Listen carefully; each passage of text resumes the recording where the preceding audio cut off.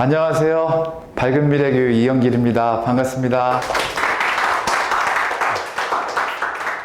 그동안 자녀교육 진로 상담이라는 영상을 가지고 자주 찾아뵀었어요. 주로 이제 부모님을 상대로 이야기를 했는데, 오늘은 사랑하는 우리 학생들 대상으로 한번 이야기를 해보겠습니다. 사실은 제가 언젠가는 사랑하는 우리 딸 셋이 있어요. 딸 셋. 딸만 셋인데, 딸들에게 이야기를 꼭 해야 되겠다, 이렇게 마음을 먹고 있었는데, 이제 큰아이가 대학교 4학년, 둘째가 중3, 막내가 초등학교 5학년. 근데 아직 그런 기회를 제가 못 봤어요. 못 봤는데, 오늘 아침에 우리 학생들에게 마음에 감동이 있어서 우리 딸들한테 앞서서 여러분들한테 먼저 한번 하면 좋겠다, 이런 생각이 들어서 준비했습니다. 잔소리 아니고요. 또 뭐 잘해라, 공부 열심히, 이런 소리 아닙니다. 오늘 제가 드리고 싶은 말씀은 제 개인적인 이야기인데, 조금 왜 옛날 얘기를 해요? 이럴 수도 있는데, 조금 이렇게 이해해 주시고 들어줬으면 좋겠습니다. 너무 재미없으면 안 될까봐 선생님이 아재 개그? 그거 들은 게 있는데 한번 내복게 맞춰봐요. 초등학교 아이들도 요새 한문을 배워요, 한자를. 그래서 그 사자성어라는 거 들어봤잖아요, 그죠? 근데 시험 문제 이걸 낼 때 어떤 사람이 골목길에서 술에 취해서 소리를 고래고래 지르는 거를 한자로 4글자로 써라. 근데 가짜가 들어간다. 그래서 이제 시험지를 담임선생님이 이제 다 걷었어요. 그랬더니 어떤 녀석이 뭐라고 썼냐면, 원래 정답이 뭐예요?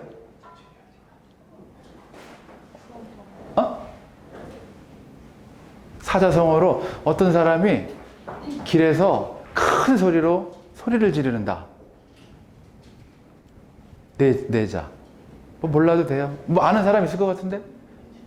가짜가 들어가요, 가짜가. 그랬더니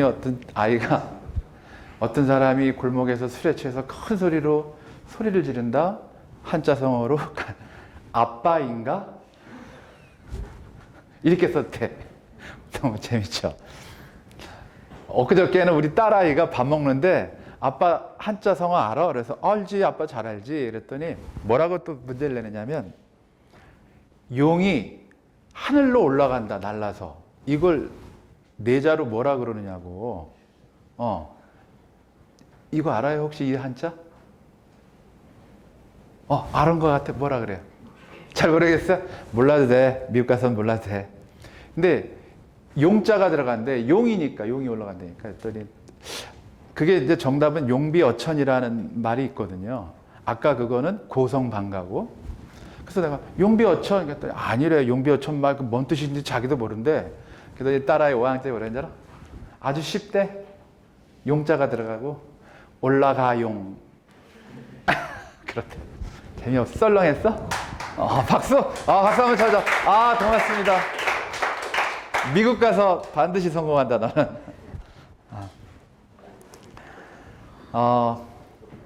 한 2주쯤 전에 대학교 4학년 딸아이가 여러분들처럼 중3 때 미국 교환학생을 잘 다녀왔고, 고등학교 올라가서 정말 열심히 잘했어요. 잘했고, 전교 6등까지 했어요. 근데 이 아이는 문과였었는데, 연세대학교를 정말로 가고 싶어 했었어요. 사실은 엄마도 예전에 청년 때 꿈이 연세대학교 가는 거였었대요. 이제 엄마는 꿈을 못 이뤘고, 이제 딸아이가 엄마 대신 연세대학을 가보겠다고 정말로 열심히 고2 때에 이 귀에 이명뿐만이 아니라 어지럼증이 생기는 르메이에른가 뭐 하여튼 그런 병이 생길 정도로 정말로 신경증인데 열심히 공부했어요. 그래서 이제 대학교 원서, 물론 연세대학도 썼죠. 근데 잘 안 됐어요. 그리고 숙명여자대학교를 수석으로 들어갔어요. 그래서 아빠인 나는 훨씬 좋았어. 왜? 돈이 안 들어가니까. 그리고 정말 4년 동안 내리 그냥 수석을 안 놓치는. 잘한 거잖아요, 그것만 해도. 그지? 나는 뭐 연세대학교 학비 그거 1년에 1,000만 원 이상 내는 것보다 훨씬 기분이 좋더라고. 아무튼 그래서 그 딸아이가 있는데 이제 대학 모임인지 무슨 동아리 모임인지 교회 친구 모임에 갔다 왔어요.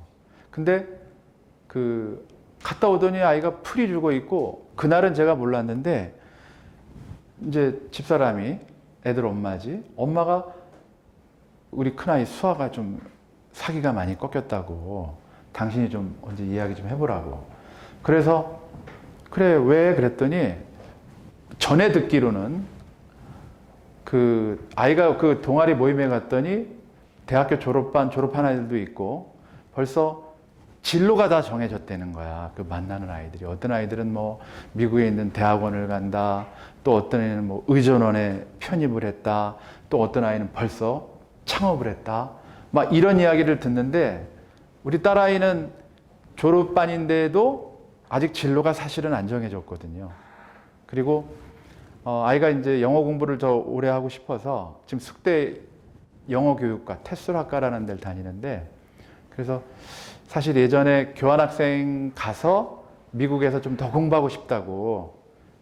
근데 되게 또 그래요. 미국이 좋은가 봐요. 근데 뭐 비용 문제도 많이 있고, 그리고 또 딸아이가 혼자 있는 것도 아니고, 그래서 뭐라고 약속했냐면 교환학생 끝나고 잘 들어와서 대학은 국내에서 다니고, 선생님이 보니까 미국 대학원은 전액 장학금을 주는 대학원이 많이 있더라고요.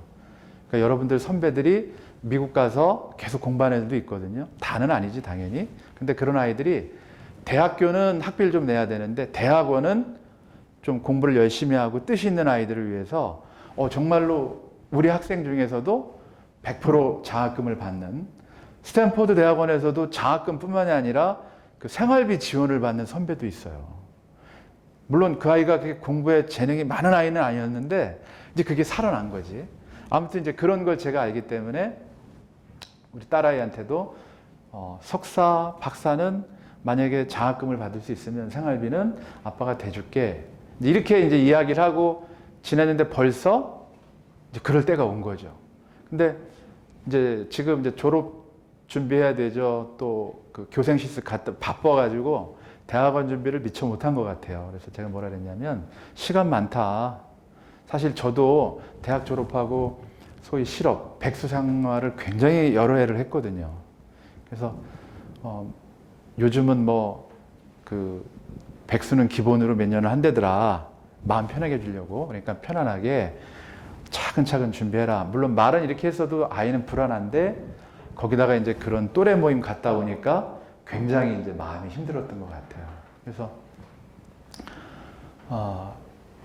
2, 3일 정도 시간을 둔 다음에 이제 엄마랑 큰딸아이랑 셋이 거실에 모여가지고, 거실이었었던가 교회 갔다 오다가 확실히 생각은 안 나는데 아무튼 그 즈음에 이제 만나서 이야기를 좀 했는데 이제 선생님은 좀 상담을 배웠으니까 이렇게 솔루션을 제공하기보다도 아이의 이야기를 끝까지 쭉 들었어요. 무슨 일이 어떻게 있었고 네 마음이 어떻고.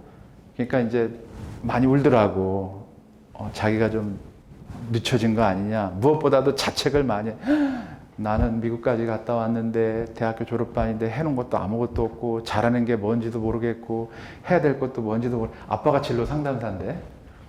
그래서 그런 이야기를 쭉 하면서 막 엉엉 울더라고. 물티슈 갖다 이 티슈 닦아가면서. 그래서 그 부모가 되면 아는데 아이가 힘들어요. 아이 키우는 게 힘들고 본인도 힘들고. 그래서 아이의 힘듦을 부모가 그 받아주는 거, 인정하는 게 사실 쉽지 않아요. 그러니까 기다려주는 거지. 그래서 선생님 성격이 굉장히 급한데 아무튼 아이가 충분히 울 수 있는 시간을 주고 상실감이 크겠구나. 하고 싶은 말은 정말 많지. 근데 우리 집사람이 들을 수도 있는데 걔네들 지금 잘 나가는 것 같지? 나중에 걔네들도 힘들 때 많아. 이렇게 얘기하더라고. 근데 위로를 그렇게 했었어. 아무튼 다 기다려주고 마음이 좀 진정되면 이야기 다시 하자. 그랬더니 한바탕 그렇게 울고 나더니 그 다음 날인가 아빠 나 이제 괜찮아졌어? 그러더라고요. 그래서 언제든지 또 상의할 일 있으면 얘기하자. 아빠는 서두르지 않았으면 좋겠고, 네가 여기서 취업해도 좋고, 뭐 교원 임용고시 준비해도 좋고, 또 준비해서 미국 대학원 갈 수 있으면 그것도 좋고, 그러니까 편안하게 생각하자. 이제 이렇게 마무리를 했는데요. 제가 상담 일을 하면서 잊지 않는 메일이 한 통이 있어요. 그 16살, 이게 좀 몇 년 된 이야기인데, 이제 메일이 온 건데, 이렇게 메일이 왔어요. 아마 이게 보통 청소년 아이들의 특징이 아닌가 이렇게 생각이 드는데, 이렇게 왔어요. 저는 장래 희망이 없어요. 진로에 관한 고민이 있습니다. 저는 아직 제가 커서 뭐가 될까 하는 그런 생각을 하지 못했거든요. 그러니까 장래 희망이 없습니다. 하고 싶은 일이 없는 것 같습니다. 하지만 이러면 안 되는 것 또한 잘 알고 있습니다. 제 나이가 이제 16살, 이제 저의 장래에 대해서 생각을 해서 그 길로 가야 하는 시기라고 생각하는데 앞길이 막막합니다. 어쩌면 좋을지 모르겠습니다. 정말 힘이 듭니다. 내가 과연 뭘 잘하는지, 내가 뭘 원하는지 아무것도 알지 못합니다.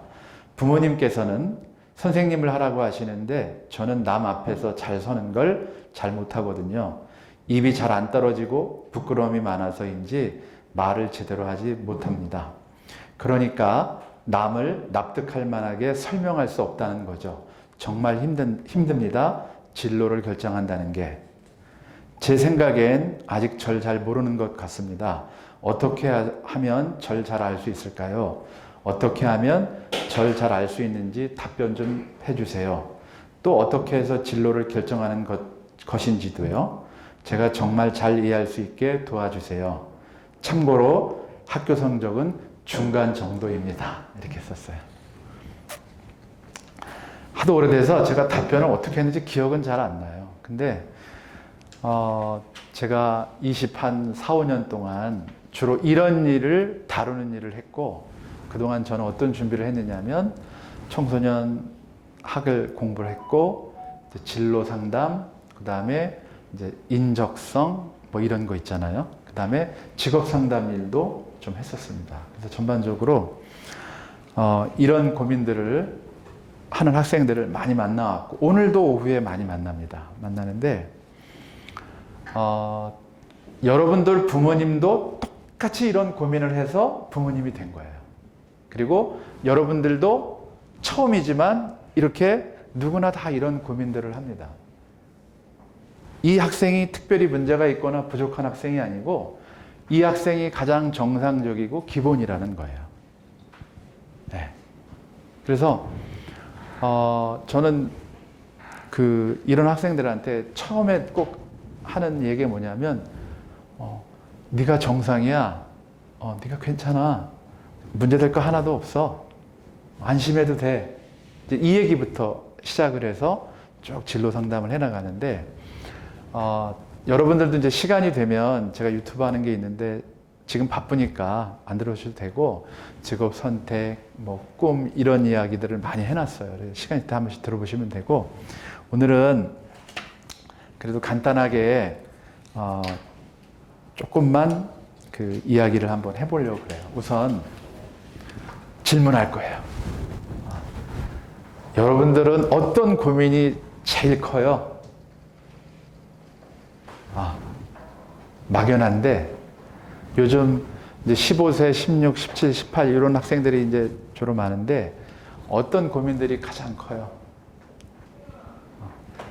우리 맨 앞에 있는 마스크를 써서 누가 누군지도 잘 모르겠어요. 요즘 제일 많이 하는 고민이 어떤 거예요? 공부? 학업? 그렇구나. 네. 학업에 대한 고민. 조금 구체적으로 공부하는 양에 비해서 성적이 잘 안 나오는 거예요? 그런 걸 고민하는 거예요? 아니면 공부를 정말 잘하고 싶은데 내 정신력이나 의지가 안 따라가는 거예요? 두 번째? 그것도 정상이에요. 건강한 거예요. 그렇구나. 공부하면 점수는 나와요? 나오긴 나오는데 만족하진 않고. 그러니까 자기를 좀 더 이렇게 재촉하고 싶고 더 이렇게 열심히 하고 싶은 의지 그런 거 있네, 그죠? 그렇구나. 아주 지극히 우수한 생각을 갖고 좋은 생각을 갖고 있어요, 그죠? 그런 생각은 평생 가요. 직장인이 돼서도 마찬가지고 그건 사람이 잘하고 싶은 마음 때문에 그런 생각이 드는 거죠. 네, 괜찮아요. 또 우리 옆에 있는 잘생긴 나우 요즘 어떤 생각이 제일 많아요? 제가 나중에 해야 할 일을 좀 가볍게 생각하는 게 맞는지 항상 좀 가볍게 생각하는 게? 약간 대수롭지 않게 그냥 어떻게 될지 진로에 대해서? 네. 그렇군요. 혹시 학업 진로 말고 또 다른 고민이 있는 분 있어요? 학생? 없어요? 몸짱을 만들고 싶은데 이게 잘 안, 이런 고민 안 해요? 선생님 그런 고민도 했었거든. 살이 좀 쪄가지고 옛날부터. 근데 안 빠지더라고 잘. 그래서 예전부터 뭐 수십 년 전부터 이 청소년 사춘기 아이들의 고민은 크게 세 가지예요. 첫 번째 제일 많은 게 성적 학업에 대한 고민이에요. 이건 누구나 다 하는 거죠, 그죠? 두 번째 고민은 뭘까요? 지금 우리 남학생이 얘기했듯이 막연한 미래에 대한 불안감, 진로 고민이에요. 난 나중에 무슨 일을 할까, 뭐 이런 거. 그리고 세 번째 고민, 뭐 여러 가지가 있는데, 뭐 친구 문제, 뭐 여러 가지가 있는데, 특히 이렇게 요약할 수 있어요. 외모. 난 이렇게 머리가 큰 거야. 나는 왜 이렇게 몸무게가 많이 나가는 거야. 나는 왜 이렇게 키가 작은 거야. 나는 이렇게 옷 입는 게 뭐 후지다 그러나 뭐 그런 표현 많이 하는데 이런 이제 외모에 관련된 거 사춘기 때 많이 하죠. 이런 고민들은 사실은 뭐 여러분들 부모님들도 했었고 또 여러분 세대도 할 거고 여러분들이 이제 어른이 돼서 부모가 돼도 할 거예요. 제가 정리해 보면 그냥 가볍게 기억을 해요. 선생님 이제 예전에 강의를 많이 다닐 때는 이런 질문들을 많이 했어요. 하고 싶은 일을 해야 돼요? 해야 될 일을 해야 돼요? 잘하는 일을 해야 돼요? 뭐 좋아하는 일을 해야 돼요? 여러분들 그런 고민 안 해요? 하죠. 그 네 가지를 다 통합하는 일을 하면 좋지 뭐. 잘할 수 있고 하고 싶은 일, 좋아하는 일 얼마나 좋아요. 근데 사람은 그렇게 못한다. 그래서 선생님이 간단하게 정리를 해볼게요. 직업, 꿈 이건 다른 거예요. 그러니까 앞으로 최소한 진로 고민을 할 때 제가 이거 25년간 연구한 거예요. 그러니까 도움이 될 거예요. 헷갈리지 말라고. 직업과 꿈은 다르다. 직업은 누구나가 다 가져야 되는 거예요. 현실 목표예요. 그런데 꿈은 가져도 되고 안 가져도 돼요. 이상 목표예요. 좀 말이 어렵지.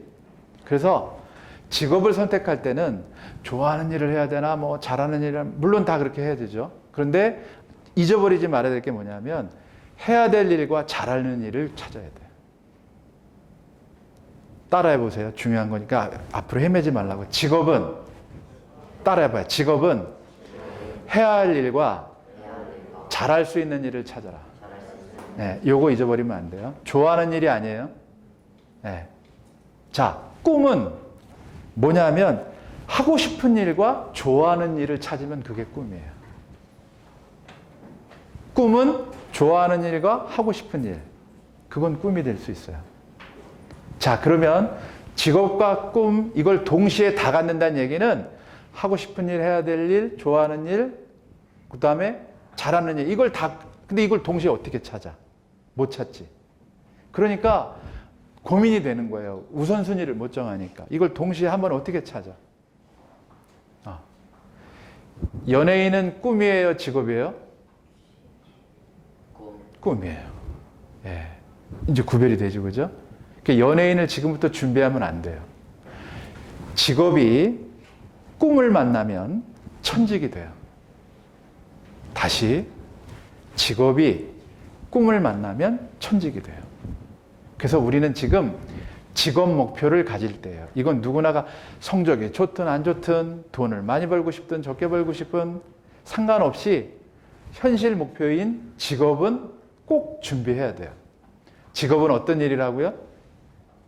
해야 되는 일, 그 다음에 잘할 수 있는 일. 잘할 수 있는 일과 좋아하는 일이 겹치면 너무 좋겠죠. 근데 그런 일은 잘 안 생겨요. 왜냐? 직업이라는 일을 시작을 하면 돈을 버는 일이에요. 그것도 반복적으로, 지속적으로. 그러다 보니까 1년은 좋다가 그 다음부터는 매너리즘 같은 게 와요. 그래서 좋아했던 일이 막상 해보면 안 좋아질 수 있어요. 정상이에요. 그렇다고 그 일을 그만두면 안 돼요. 왜냐하면 그 일을 좋아한다는, 꿈이라는 거는 내가 현실에서 쟁취하는 게 아니고 내 인생을 성실하게 열심히 사는 날 인생이 나에게 주는 선물이에요. 선물. 직업은 내가 찾을 수 있어요. 꿈은 어디 감춰져 있어 찾는 게 아니라 내가 내 직업을 성실하게 열심히 하기 싫어도 괴로워도 힘들어도 땀을 흘려도 성실하게 하는 날, 어느 날 그 꿈의 가치가 나한테 선물로 찾아오는 거예요. 그래서 진짜 꿈을 가진 사람은 몇 가지 과정을 통과해야 돼요. 그게 뭐냐면 희, 노, 애, 락이라는 말 들어봤죠? 근데 희하고 락은 기쁠리, 좋을락이 니까 상담을 배울 땐 희, 노, 애, 구로 가요. 구. 구가 불안할 구자를 쓰거든요. 희, 노, 애, 구라는 이 역경을 겪은 사람만 꿈이라는 선물을 받는 거예요. 그게 지금 여러분은 어쩌면 친구들이 뭐 의사가 될 거야, 연예인이 될 거야, 뭐 요즘은 예전에는 유튜버 된다 그러다가 유튜버도 이제 좀 시들어서 된다 건물주 된다 그러대. 그 건물주는 뭐 아무나 돼, 부모가 물려줘야 되니까 요즘 꿈은 부모가 주는 거야? 잘못된 거예요. 여러분 로또 증후군이라고 들어봤어요? 행운이 주는 불행 증후군이에요. 이게 뭐냐면 얘기를 너무 길게 하면 안 되니까 물론 로또 한두 번 할 수도 돼요. 그런데 요즘 무슨 비트코인이다 또는 뭐다 이렇게 행운을 기대하는 젊은이들이 많거든요. 물론 행운이 어서 나쁜 건 없죠. 그런데 부작용이 엄청 심각해요. 로또 증후군이 뭐냐면 어느 날 내가 평범한 일상을 사는데 정말로 우리가 생각하는 행운이 찾아온 거예요. 근데 그 행운이 강도가 너무 센 거예요. 그래서 큰 돈을 벼락같이 맞아요. 그런데 그걸 가지고 내가 일상에서 소소한 행복, 원래 행복은 소소하잖아요. 친한 사람끼리, 편한 사람끼리, 가족끼리 밥 먹고 사소한 얘기하면서 희희나능거리고 이런 게 행복인데 그런 거에 한번 딱 잡히면 사람이 트라우마가 어떤 트라우마가 생기냐면 그거하고 똑같은 강도가 안 오면 이제 기쁘지가 않은 거예요. 이해돼요? 선생님 무슨 말 하는지? 행운이 평생 한 번 올까 말까 하는데 그 행운이 한꺼번에 다 와가지고 그 강도의 똑같은 사이즈의 그런 행운을 받으려고 또 다른 그런 일들을 시작을 하니까 인생이 공중에 떠버려요, 이렇게. 대단히 위험한 얘기고 조심스러운 얘기인데 왜 연예인들이, 그것도 젊은 연예인들, 아이돌들이 자꾸 이렇게 생을 포기하고 마감하느냐 하면 어느 날 길거리에서 어느 날 누구 말 듣고 그냥 어디 가서 오디션 한번 보고 연습생 하다가 그냥 원위치로 갔으면 괜찮은데 남들은 그래 운이 좋아서 스타가 됐다고. 근데 그게 어떻게 10년, 20년 가요. 10년, 20년 가는 스타가 어디 있어요. 그러니까 정말로 자기 인생의 어느 날 행운으로 그 자리까지 아무 노력 없이, 물론 노력은 했죠. 이렇게 춤도 추고. 근데 또 다른 누군가의 아이돌 때문에 내 자리를 박탈당했을 때 이 아이가 그래 내가 5년 동안 잠깐이라도 이런 행운을 누렸으니까 난 옛날로 돌아가서 이렇게 살아야지. 이렇게 생각할 수가 없다는 거예요. 왜? 그게 로또 주문이라는 거예요. 그거는 정말로 위험한 거예요. 여러분들은 그런 걸 하면은 한두 번 그냥 장난삼아서는 할 수 있지만 그거를 반복적으로 지속적으로 한다? 대단히 위험하다는 거예요. 다시 돌아가서 그래서 여러분들이 이제 직업을 준비하는 거예요. 학업 다음에 직업이잖아요. 그죠? 학업을 성적이 좋든 나쁘든, 근데 사실 제가 직업 상담을 오래 해보니까 학교 다닐 때 성적이 좋은 아이들이 좋은 직업군에 가서 직업적인 성공, 성취를 이룬다고 생각을 하고 선생님도 상담을 했었어요, 그동안에. 그런데 꼭 그 공식이 성립되진 않았어요. 왜냐하면 예전에는 한두 때는 스펙, 성적, 대학이 정말로 인생을 좌우하는 그런 때가 있었어요. 어느 대학 딱 원서만 내면. 근데 지금은 4차 산업혁명 시대. 산업혁명이 뭔지 알죠? 이 산업혁명 시대에는 스펙, 그게 전부가 아니라는 거예요. 그거에 앞서서 열정과 집념이라는, 다시 말해서 앞으로 지금 그동안에는 세상이 어떻게 했냐면 그동안에 있던 문제를 해결하면서 살았는데 이제는 문제가 뭔지도 몰라.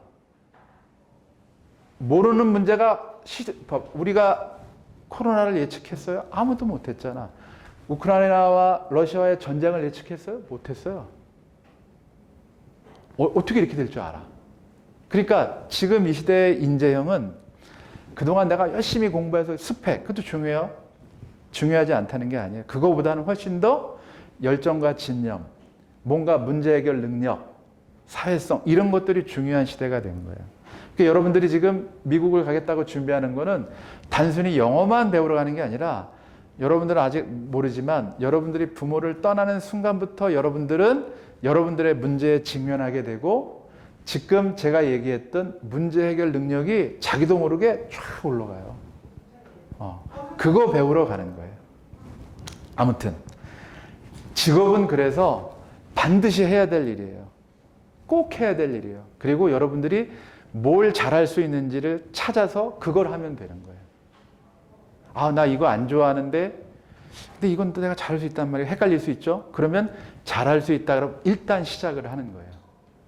그래서 좋아하고 잘하는 일은 좀 나중에 찾아라. 그리고 좋아하고 또 하고 싶었던 일이다 그러면 그거는 꿈일 수 있다. 꿈을 만나는 길이다. 이렇게 제가 정리를 하면서 이제 진짜 지금부터 이제 제 이야기를 좀 하려고 그래요. 좀 시간은 지났는데 물 한 잔만 마시고 갈게요.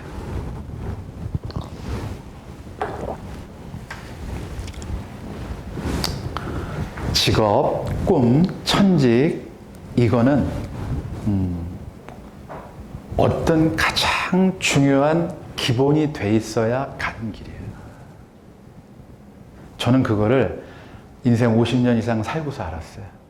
공부 잘하고 남들보다 1등하면 직업과 꿈을 만나서 성공하는 줄 알았어요. 근데 그렇지가 않았어요.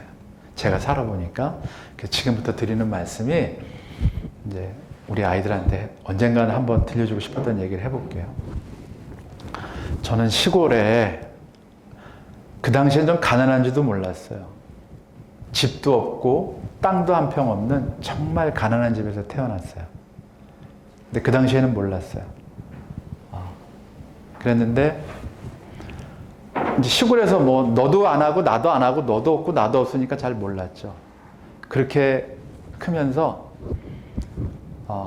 초등학교, 중학교 때는 제법 우등생 소리 전교에서 이렇게 잘해서 전교회장을 초등학교, 중학교 때 다 했었어요.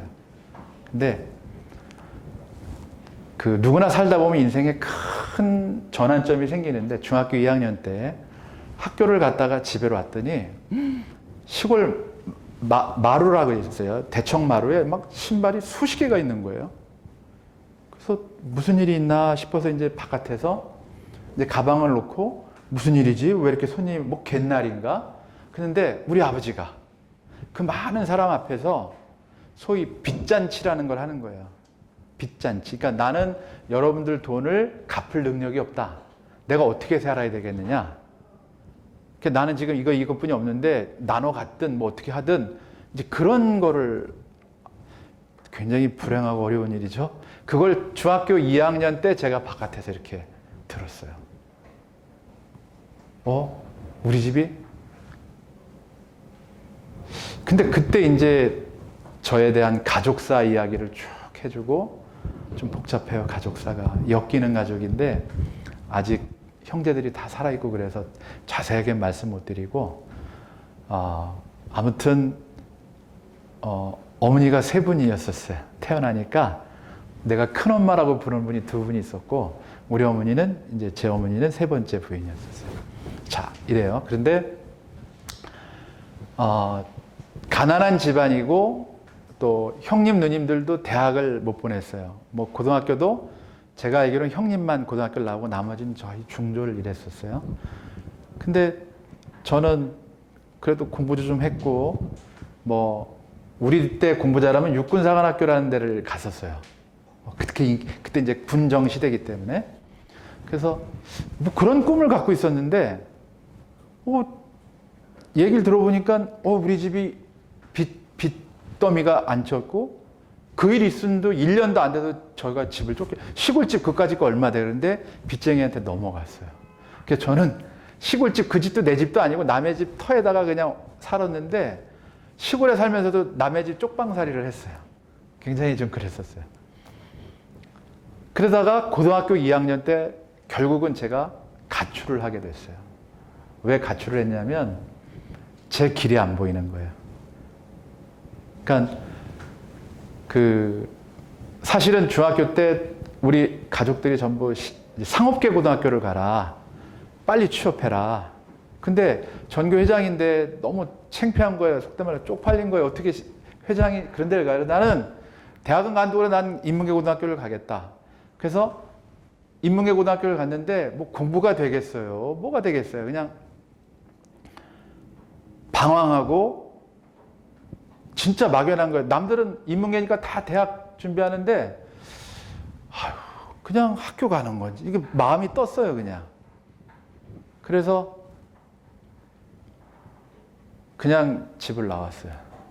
서울로 올라왔어요. 가출하라는 거 아니야? 왜냐하면 내 길을 내가 찾아봐야 되겠다 싶어서 갈 데가 없어서 이제 서울에 누님이 계셔. 누님네 집에 와서 나 낮에는 돈을 벌고 밤에는 공부해서 내가 야간 대학이라도 가야 되겠다. 시골에 있으면 길이 없다.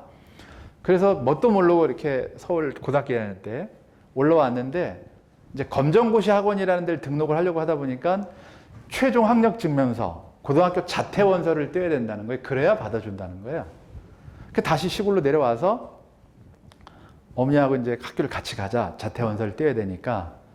근데 어머니가 이제 시골에 가면 샘이라고 있잖아요. 샘. 두레박으로 물을 뜨는데 거기서 그냥 날 데리고 이제 샘가에 앉아가지고 참을 얘기하시면서 어머니 신세도 이야기하시고 내가 너는 고등학교까지는 어떻게든 가르칠 테니까 대학은 못 보낸다 엄마가. 그러니까 아버지도 계셨지만 아버지가 그렇게 빛에 이렇게 됐고 그러니까 그래서 고등학교까지만 졸업하라고 2시간을 저를 설득을 하는 거예요. 막 우시면서 아니 난 대학도 못 가는 데가 그 인문계 고등학교 졸업하면 뭐 어떻게 하라고 시간 낭비지. 난 집도 내가 돈을 벌어야 되고 내가 살 길 내가 알아서 하겠다는데 그랬더니 어머니가 뭐 대성통곡을 하시면서 지금도 생생해요. 내가 너 고등학교까지는 너 고등학교도 졸업 못하면 말이 검정고시 쉽지.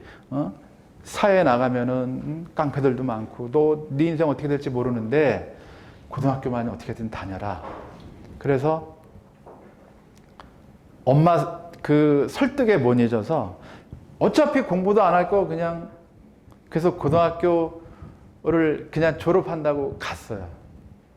가서 정말 공부 안 했어요. 못 했어요. 마음이 잡혀야 공부를 하지. 그래서 몇 년 전에 고등학교 생활기록부를 제가 떼어봤어요. 얼마나 공부를 안 했나. 나는 여러분들 성적표 보는 게 일이잖아요. 그죠? 생활기록부 보고. 내가 궁금한 거야. 고등학교 때 얼마나 형편. 들어갈 때 보니까 반에서 4등 했더라고. 60명 중에. 못하는 건 아니잖아. 그러지? 왜냐하면 시골 작은 데에서 큰 데로 갔는데 4등 했는데 고등학교 2학년 때 48등인가까지도 막 왜냐하면 공부는 안 했지만 수업 시간에 딴 생각은 안 했거든요. 그러니까 수업 시간에만 들은 것 같고 시험 볼 때 그냥 한 거니까. 저는 집중력은 좀 좋았던 것 같아. 뭐 자율학습 이런 거 전혀 안 했는데 아무튼 꽂지는 않았더라고 보니까. 이제 그래고서 그 학교를 졸업을 했죠. 그런데 졸업하는 시즌인데 고등학교 인문계니까 처음부터 원서를 쓰는 거야, 대학교를. 나는 이제 원서를 안 썼지. 쓸 이유도 없고. 그랬더니 이제 친구들이 야, 원서비 그때 5,000원인가? 저는 고향이 충청도 충주입니다. 충주에는 대학교가 두 개 있어요. 충주대학교하고 건국대학교 분교가 있는데 뭐 서울로 올 생각 뭐 먹을 것도 없고 그래서 그냥 원서를 5천 원만 내면 되니까 가지 말고 너도 그냥 써라 그래서 두 군데 다 썼어요. 근데 공부를 안 했는데도 그냥 막혔는데 두 군데 다 합격은 했어. 근데 뭐 대학 갈 생각은 없었으니까. 근데 충주대학교라는 데에서 50% 장학금을 준다는 거예요. 그래서 50%는 어떻게 해?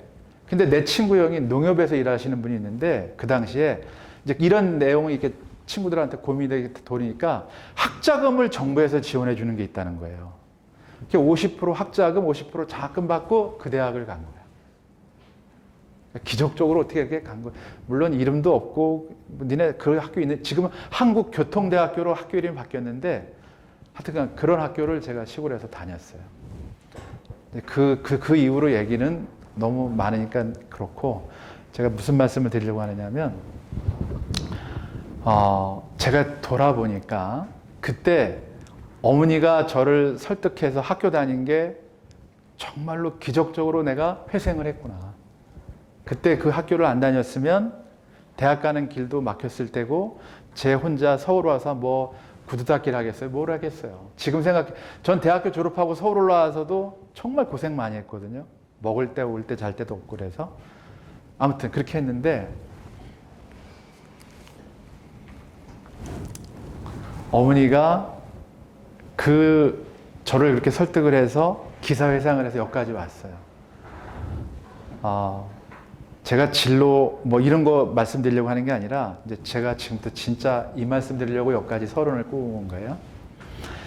학교를 다녔는데 대학교를 다녔는데 아버지가 돌아가셨어요. 병으로.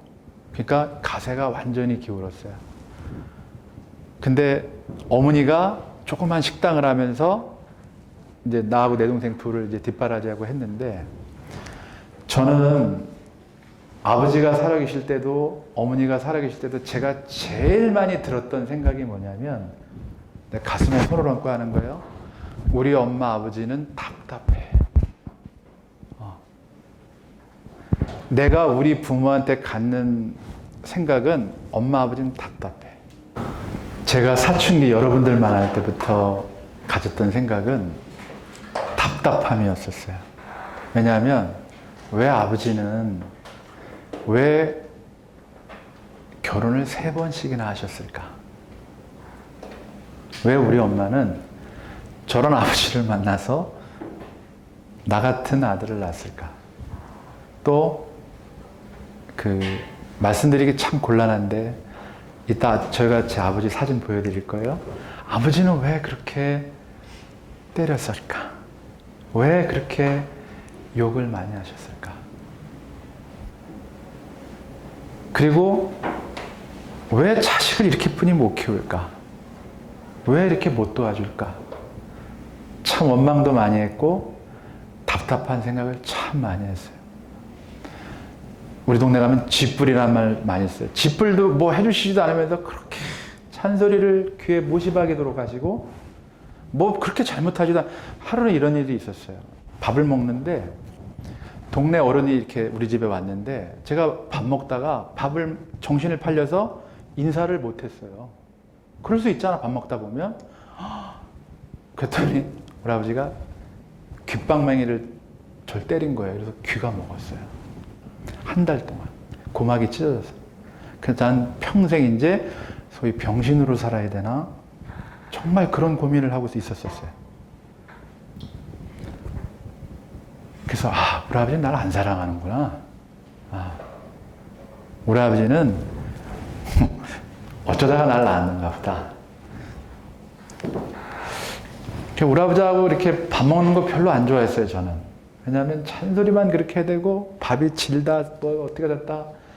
소위 밥상 집어던진 것도 여러 번이고 또 그걸 또 엄마는 또 다 그걸 또 하여튼간 받아내시면서도 또 막 그리고 정말 미안한 얘기인데 제 머릿속에 가장 마음에 남는 거는 자다가 새벽 4, 5시쯤 되면 불이 환하게 켜 있어요, 방에.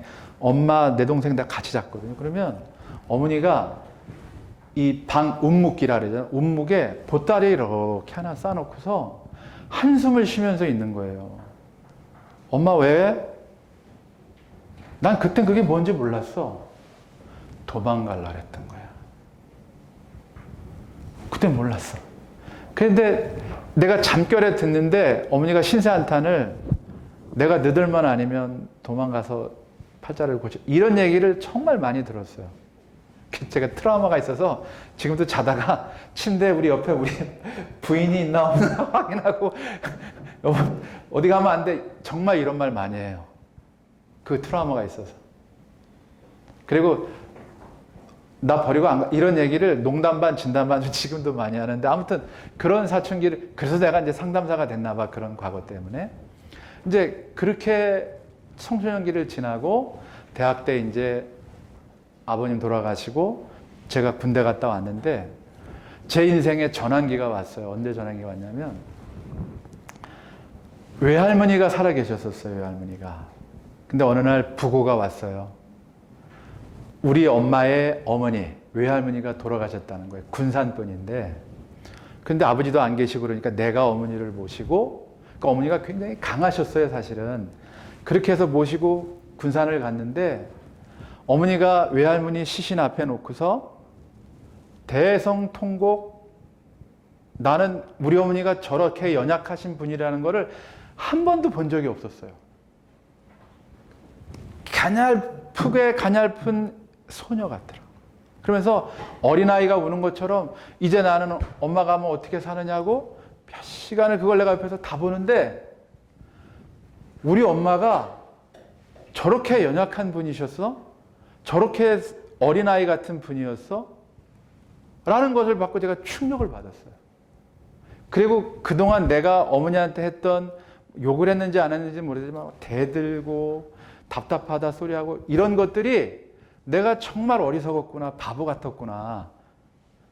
그때 결심을 했어요, 제가. 어떤 결심을 했냐면 어머니가 앞으로 무슨 말을 하든 대꾸하지 않겠다, 노라고 얘기하지 않겠다, 짜증이나 신경질 부리지 않겠다는 얘기를 그때 아주 마음에 결심을 했어요. 아버지도 안 계시니까. 그 결심을 하고 소위 말해서 내가 엄마한테 순종하면서 살아야 되겠구나 라는 생각을 그때 처음으로 했고, 제가 사춘기를 지나면서 우리 엄마를 욕하고 정말 욕 많이 해서 속으로 답답해하고 이런 것들에 대한 회개라 그럴까 이런 게 들어왔어요.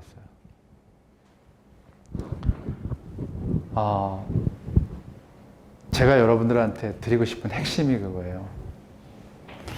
여러분들 부모님이 여러분들한테 하는 소위 잔소리는 사실은 여러분들을 사랑한다는 말을 기분 나쁘게 하는 거예요. 그리고 엄마 아빠도 굉장히 연약한 분들이에요. 여러분들을 유학을 보내고 공부를 시키는 거는 엄마 아빠보다 공부해서 여러분들 공부에 힘들게 해가지고 성공시켜서 나중에 그 투자한 거 아니에요. 그런 거 일도 없어요. 여러분들 부모님들이 겪었던 외로움, 불안, 그런 것들을 여러분들은 좀 강하고 담대하고 그런 고생 안 하게 하려고 여러분들 공부시키는 거예요. 근데 지금은 잘 몰라요.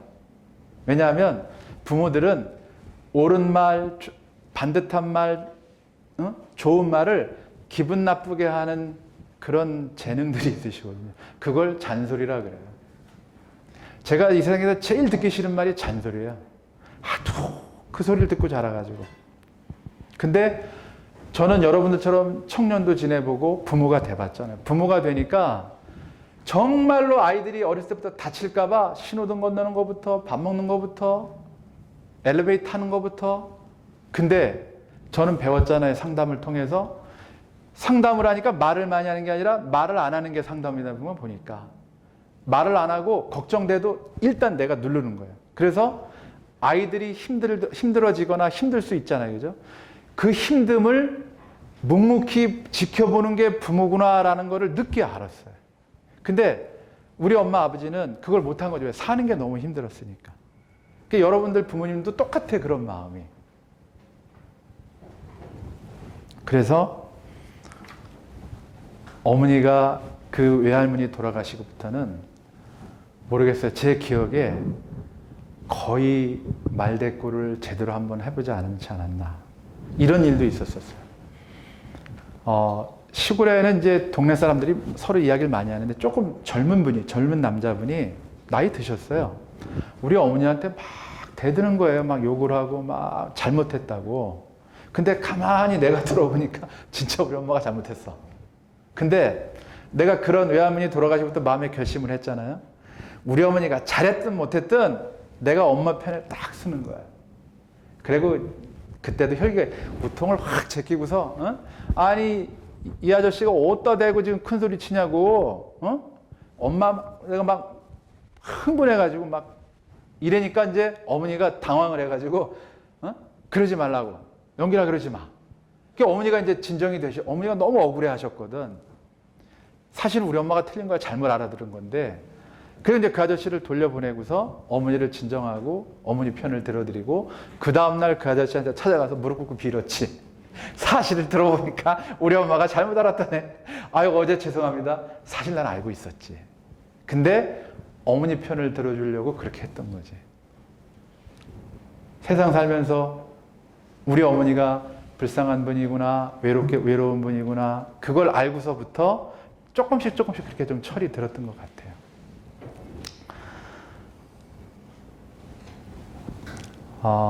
여러분들한테 부탁이 있어요. 뭐냐면 공부 잘해라, 또 좋은 직업 가져라, 성공해라. 아니에요. 이거 아니에요.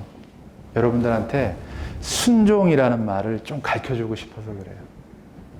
여러분들이 해야 될 일은 공부 잘해서 성공하는 거, 여러분들이 세상 편하고 시끄러워 하면 돼요. 근데 여러분들이 해야 될 진짜 소중한 건 뭐냐면 순종이라는 거예요. 근데 이 순종을 잘못 알아들으면 그러면 엄마가 아버지가 하는 잔소리대로 다 하라는 얘기 아니에요. 그거 아니에요. 그건 그냥 복종이에요. 맹종이지. 순종이라는 말을 깊은 뜻으로 해석을 하면 뭐냐면 그렇게 말하는 부모님의 마음의 뜻을 알아듣고 마음에 새겨라. 내 마음에. 이게 순종이에요. 다시 해볼게요. 엄마 아빠가 잔소리 많이 할 수 있어요. 그거는 여러분들을 사랑한다는 말을 기분 나쁘게 하는 거예요. 이걸 의심하면 안 돼요. 우리 엄마 아버지는 왜 스트레스를 나한테 푸는 거야? 왜 맨날 나만 갖고 이래? 다 내가 알아서 할 건데 아우 짜증나. 게임도 내가 알아서 그만할 거고 숙제도 내가 알아서 할 거고 시험 공부 내가 다 알아. 그 엄마 아버지도 다 그렇게 해봤고 선생님도 다 그렇게 해봤어. 근데 뭐를 놓쳤냐면 엄마 아버지가 날 사랑하고 있다는 걸 놓친 거야. 선생님이. 그걸 몰랐어. 우리 아버지는 아예 몰랐고 우리 어머니도 내가 늦게 알았어. 그 어머니가 연세가 드셨어요. 연세가 드셔서 어떻게 변했는지 한번 보여드릴게요. 불 좀 끄고 올게요.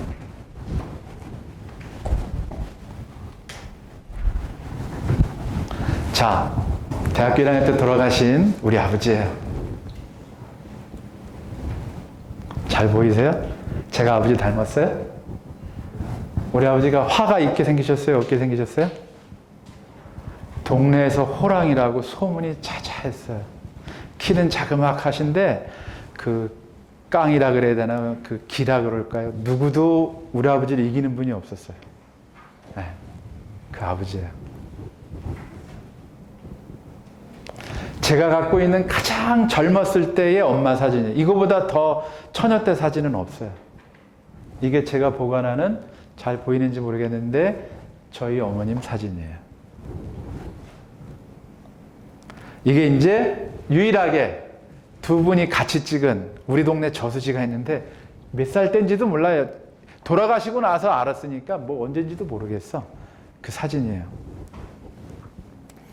이 사진은 2013년도에 이제 어머니가 사실 날이 얼마 안 남겠다. 그걸 직감적으로 제가 알겠더라고요. 그래서 사진에는 안 나오는데 이 제주도 여행에 멀리는 못 가시고 제주도 가서 휠체어를 빌려서 제주에서 며칠 동안 이제 제가 모시고서 여행을 했어요. 우리 딸 중에 둘째 딸만 사진이 나오는데 모시고 이제 걷지를 잘 못하시고 폐가 좀 약하셔서 이제 그렇게 모셨던 사진이에요. 요게 이제 저하고 이게 성산포인데 이제 내년에 교환학생 가려고 하는 딸아이 그 다음에 이제 이렇게 찍은 사진이에요.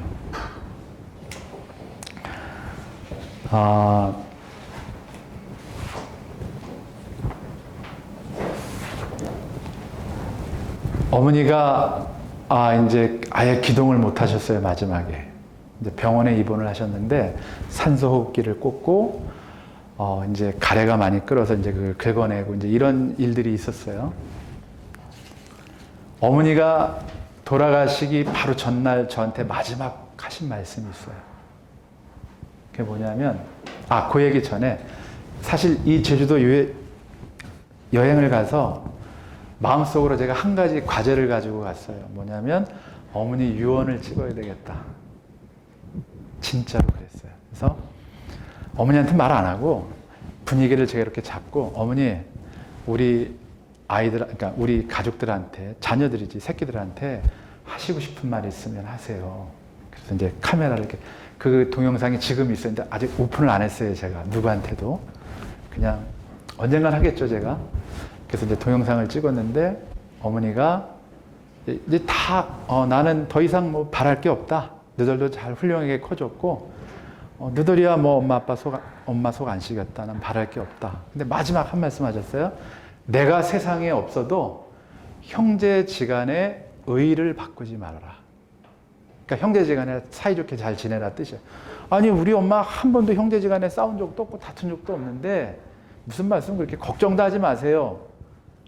그랬는데 그러고서 이제 어머니 돌아가셨는데 어머니 안 계시니까 진짜로 여러분들 부모님들은 알아요. 여러분들은 뭐 전혀 이해 못하는데 그런 일이 생겼어요. 근데 어머니 유언을 제가 직접 들었기 때문에 아무튼 잘했는지 못했는지 모르지만 지금은 형제들이 잘 화목하게 잘 지내요.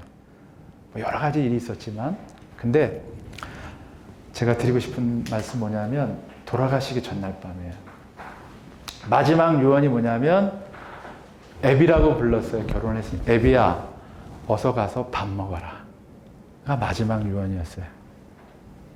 그러니까 당신이 산소호흡기 꽂고 새벽 1시쯤 돌아가셨는데 내가 7시인가 6시쯤에 이제 마지막 병실에서 인사하고 잠깐 이제 맡겨놓고 집에 갔었는데 이제 마지막 멘트가 이제 그 응급조치하는데 가래가 너무 껴서 가래 이렇게 빼래로 거길 가시는 마지막 멘트가 그 고통스러운 중에서도 숨을 못 쉬니까 애비야 가서 빨리 밥 먹어라.가 마지막 들은 제 마음이었어요. 그래서 그 마음을 이제 좀 지나고서 시로 써서 제가 서울시에서 공부하는 거기다 냈는데 한번 들어보세요. 어여가 밥 먹어라. 당신의 마지막 소리입니다. 곧 가셔야 하는데 자식 끼니 걱정하셨습니다. 몹시 사경을 헤매면서도 부지불식간에 밥을 챙기셨습니다. 당신은 그렇게 가시면서도 제 밥만 생각하셨습니다. 지금 당신의 몸을 하얗게 흩날리고 있습니다. 그러나 이 자식은 꾸역꾸역 밥을 넘깁니다. 혹여나 당신이 이 모습 보시고 환하게 미소 지시라고 밥인지 여물인지 모르고 씹고 있습니다. 저는 당신의 밥을 얼마나 챙겼는지 기억이 없습니다. 그 기억이 생각나지 않아 눈에 물이 고입니다. 목에 걸려 넘길 수가 없습니다. 당신이 챙긴 밥은 하얀 쌀이 아니었습니다. 당신의 몸이었다는 것을 오늘이야 알았습니다. 그렇게 여태껏 당신의 하얀 몸을 밥인 양 먹고 살았습니다. 그리고 그 밥이 당신인 것도 지금 알게 되었습니다. 그래서 당신은 사랑입니다. 오늘 아침에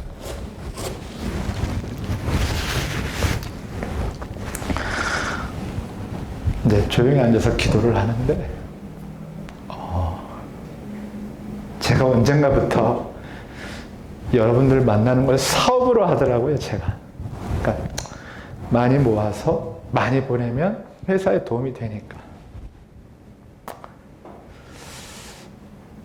처음에 제가 이 일을 할 때는 그렇게 시작을 안 했거든요. 제가 힘들게 살아서 제 청소년기가 너무 힘들어서, 제 청년기가 너무 힘들어서 직업 찾기도 힘들고 취업하기도 힘들고, 이제 그래서 내 후배들은 도와보겠다고 시작을 했는데, 어느 순간이 되니까 이게 이제 일이 돼버리니까 여러분들 개인이 잘 안 들어오고 그냥 몇 명 모였어, 뭐 몇 명 보냈어, 이렇게 됐어요. 됐고 그때 답답하더라고. 마음이. 내가 천직이라고 생각을 했는데, 아까 그랬죠? 직업, 꿈. 저는 직업도 만났고 꿈도 만나서 내가 이 일을 천직이라고 생각을 했는데, 왜 이렇게 내가 답답하고 이렇게 됐지? 특히 이제 코로나를 겪으면서, 코로나 때 유학을 많이 못 갔으니까 지금 이제 회복이 많이 됐는데, 그래서 이렇게 답답할까? 그 고민을 기도하는데 마음속에 오늘 너 아이들한테 해줄 말 있지 않느냐? 그 말을 네가 했으면 좋겠다. 그런 생각이 들어서 이제 오늘 여러분들한테 이 말을 하게 됐어요. 뭐냐면 이걸 잊지 말아야 돼. 여러분들 엄마 아빠는 설령 헤어지셨더라도, 내가 엄마랑 살든 아빠랑 살든 관계없어요. 혹시 돌아가셨더라도 나는 아까 우리 아버지가 날 안 사랑했는지 알았어요. 정말로. 그러니까 어떻게 좀 일찍 돌아가셨는데, 나는 우리 아버지가 일찍 돌아가셔서 나 이만큼 산다, 이런 생각을 했어. 왜? 그분 살아계셨으면 나는 이렇게 못했을 거다. 그런데 아버지 돌아가시고 아버지에 대한 이야기를 나한테 많은 사람들이 해주더라고요. 왜? 연세 드신 분들은 아버지가 어떻게 살았는지 아니까. 전쟁 때 혼자 되시고 그 형제 자매를 다 길러내시고, 그 얘기를 듣는데 우리 엄마 아버지가 날 고아원에 안 갖다 버린 것만 해도 기적이구나 라는 생각을 했어요. 우리 큰딸아이가 요즘에 베이비박스라는 그 봉사단체에서 봉사를 하는데, 이번에는 일주일 된 애가 왔대요. 일주일 된 애가. 그러면서 무슨 봉사를 하니? 그러니까 아무것도 안 하고 가서 아이들 안아주는 봉사를 한대. 아빠 아이는 안아줘야 된대. 하루에 몇 번씩 안아줘야지 애가 불안해하지 않는데, 본능적으로 아이들은 엄마 품을 그렇게 그리워한대요. 그래서 봉사하시는 분들이 가서 이렇게 안아줘요. 이렇게 30분씩 안아주고 또 다른 아이 안아주고, 자기가 보통 3명, 4명 안아주고 온대, 하루 가면. 그래서 그런 이야기를 하는데, 나는 우리 아버지가 나를 안 갖다 버리고 나를 포기하지 않고 그래도 이렇게 먹여주시고, 이게 참 아버지로서는 엄청나게 힘드셨겠구나 라는 거를 특히 깨달았어요. 여러분들이 잊지 말아야 되는 건 뭐냐면, 어떠한 상황에서도, 어떠한 어려움 속에서도 여러분 부모님은 여러분을 사랑한다는 거. 이거를 몰라서 50년, 60년 시간 낭비하는 거예요. 여러분들이 아무리 성공하고 아무리 돈을 많이 벌고 남들이 인기 짱이어도 내 부모가 나를 사랑했다는 걸 못 깨달으면 그게 불행해요. 그리고 될 수 있으면 엄마 아빠가 살아계실 때 성공하세요. 근데 제가 말하는 성공은 뭐냐면, 1등 진로를 찾는다는 진짜 뜻은 뭐냐면, 내가 부모에게 이렇게 나를 사랑해 주시는 부모에게 순종한다는 거는 그 마음을 내가 안다는 거예요. 그래서 잔소리 하시는 거 못 들어도 괜찮아요. 때로는 여러분들이 이렇게 좀 대들 수도 있죠. 어떻게 맨날 이렇게 순종하겠어요. 그런데 우리 엄마 아빠가 날 사랑한다. 설령 때로는 저처럼 매를 맞아도, 또는 욕을 들어도 엄마 아빠를 까고 돌아가실 때는 거짓말 안 하실 거 아니에요. 부모님들이. 나는 당신이 지금 곧 이렇게 돌아가실 분인데 몇 시가 있으면 숨을 멎으셔야 되는데도 내 밥을 챙겨, 애비 가서 밥 먹으라고 하는 게 나는 그냥 그게 일상적으로 왜 평생을 그렇게 들었으니까 시골에 가도 애비 밥 먹었느냐? 전화드려도 너 밥 먹었느냐?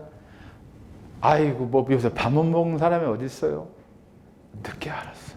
애비야, 내가 너를 사랑한다. 이 말을 그렇게 하신 거였더라고. 이 말. 그래서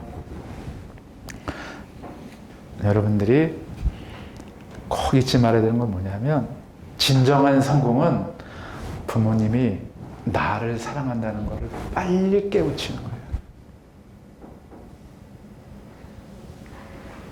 부모님이 나를 사랑한다는 것을 어렴풋이 사랑하겠지 뭐.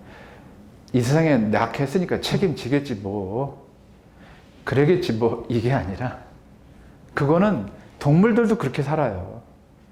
근데 사람으로 태어났으면 아, 우리 부모님이 저렇게 말씀하셔도 날 사랑하는구나. 저렇게 잔소리를 하시고 공부하라 소리 하도 이게 나를 사랑해서 하시는 말씀이구나. 이거를 빨리 알아듣고 그게 순종이에요.